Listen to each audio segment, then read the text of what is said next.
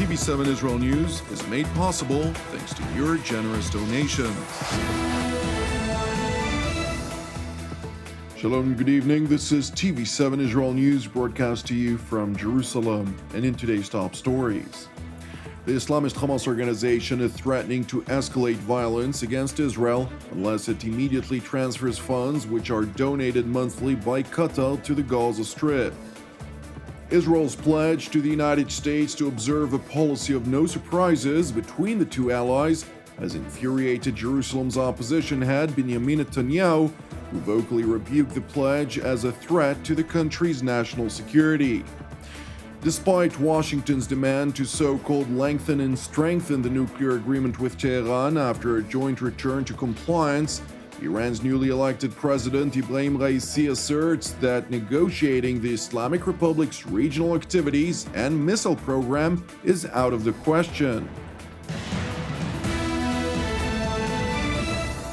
The Islamist Hamas organization is threatening to escalate violence against Israel unless it immediately transfers funds which are donated monthly by Qatar to the Gaza Strip, declaratively earmarked for humanitarian purposes. A Hamas official noted on condition of anonymity that a meeting held in Gaza today by leaders of resistance factions, as he put it, it was agreed to ignite the field as a pressure method by means of incendiary and explosive-rigged balloons, alongside demonstrations along the Gaza-Israel border fence. It is important to highlight that Israel is not opposed to the transfer of Qatar's humanitarian funds to the Hamas-controlled territory. However, in contrast to Netanyahu's government, which allowed for a cash transfer to be conducted via a Qatari envoy who physically provided Hamas with suitcases filled with cash, the incumbent Bennett government altered Israel's position, demanding instead that the transfer of any humanitarian funds to Gaza be transferred via Palestinian Authority designated bank accounts of respective governmental ministries that are subject to more stringent monitoring, a demand Hamas adamantly opposes. With that being said, Israeli officials believe that a solution will be found to the issue as early as next week, after a visit of an Israeli delegation to Egypt, which is scheduled to be held. In other news, Israel's pledge to the United States to observe a policy of no surprises between the two allies has infuriated Jerusalem's opposition head Benjamin Netanyahu, who vocally rebuked the pledge as a threat to the country's national security. Last Thursday, Israel's alternate Prime Minister Yair Lapid made an astounding commitment to U.S. Secretary of State Antony Blinken. Lapid promised Blinken that Israel would not surprise the United States on matters relating to Iran's nuclear program. That's the program designed to produce nuclear weapons to annihilate the state of Israel. I myself had been asked by the United States many times to give such a commitment. Now, mind you, there is no greater ally and no greater friend that Israel has like the United States. But when it comes to matters of our security, our very survival, I always reserve the right to act on our own without informing our American friends. There were times that I did tell them of impending actions. There were many other times that I didn't. And yet it took the Lapid-Bennett government 3 days to undermine this important and critical tenet in our national security. And that's why this government is so dangerous to our future. That's also why we'll bring them down a lot faster than you think. Netanyahu's remarks drew rebuke from officials across the political spectrum in Israel, who accused the former Israeli premier of acting irresponsibly and sacrificing Israel's national security interests in the service of his own political needs. One such official, who was quoted by Israel's public Kan radio, insisted that contrary to the allegations made by Netanyahu, as if Israeli Foreign Minister Lapid had caused severe damage to the core of national security by committing that Israel would not surprise the United States with respect to Iran, the Americans know full well that Israel has retained its freedom of action on that subject.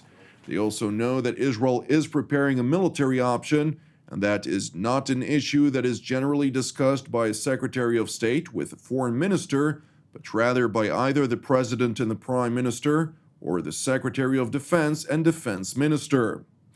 Meanwhile, at a State Department telephone press briefing, spokesman Ned Price responded to a question by an Israeli reporter on the matter, saying, quote, "When it comes to your question of no surprises, when it comes to the comments from the opposition leader, what I would say is that Israel is a close security partner. We share information, we work together across a range of shared concerns and shared challenges, and it is in that context that we work together and will continue to do so again across a wide array of mutual threats."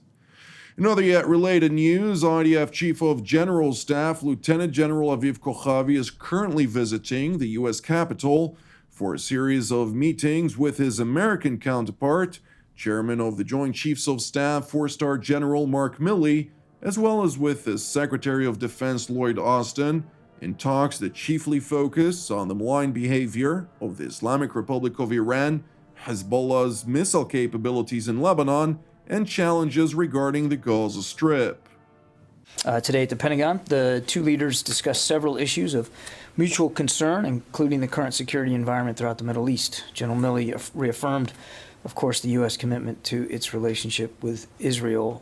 Secretary Austin did attend part of the meeting as well, popped in for part of it. And as you know, the U.S. and Israel enjoy a strong military-to-military relationship as key partners committed to peace and security in the region.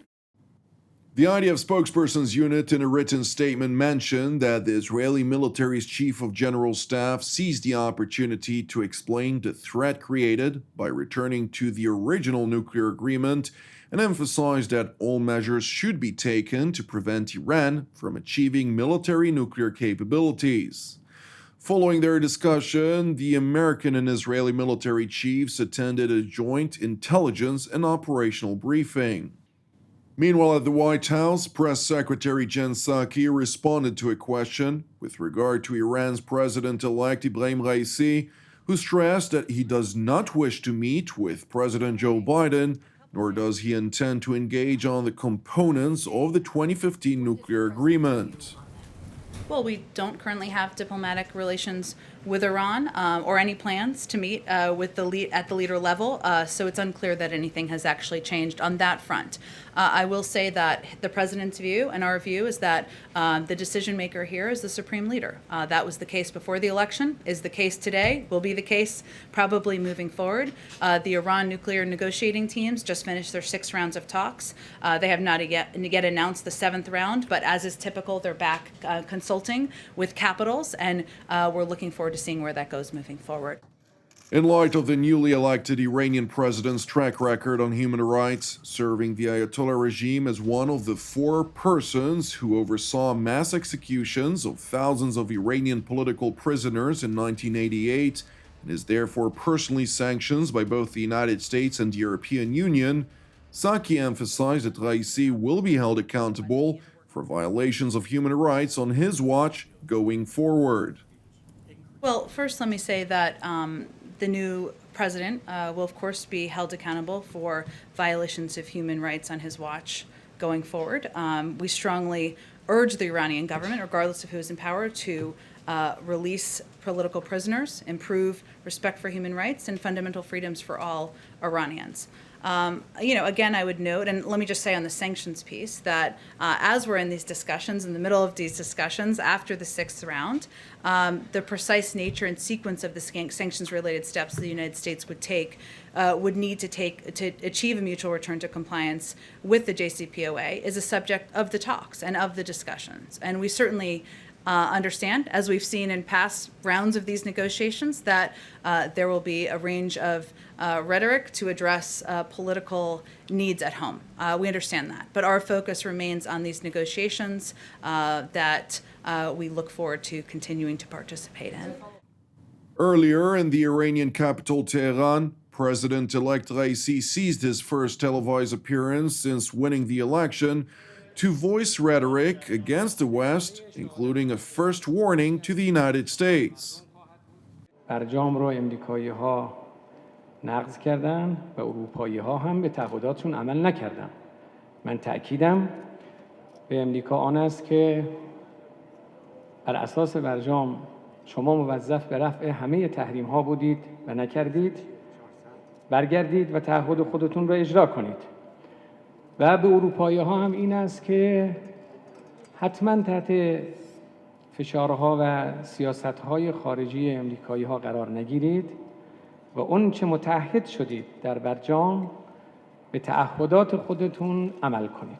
پیشنهاد جدیم به دولت امریکا آن است که سریعاً به تعهدات خودشون عمل کنند، تمامی تحریم ها رو رفع کنند و نشون بدن که با رفع همه تحریم ها صداقت دارند. ملت ایران از برجام خاطره خوشی ندارد، چون آورده اونچنانی که در برجام پیش بینی شد ملت ایران شاهد اون چه در برجام آمده برای خودش و زندگی خودش نبود. دلیلش عهد شکنی امریکایی ها و عمل نکردن به تعهد توسط اروپایی ها بود. Raisi further emphasized that while the revival of the 2015 nuclear agreement was acceptable, the Islamic Republic will not negotiate its regional activities nor its ballistic missile program under any circumstance. مسائل منطقه‌ای یا مسائل موشکی قابل مذاکره نیست. Thank you for watching us. As part of TV7 Israel's prayer initiative, I would like to encourage you today to join the team and me here in Jerusalem to lift up Mauritania in prayer for its salvation and peace, alongside prayers for our persecuted brothers and sisters around the world, in addition to our ongoing prayers, of course, for the peace of Jerusalem and the salvation of Israel. I'm Jonathan Hassan, wishing you an Erev Tov U'Mevorach, and we will see you again tomorrow at the same time.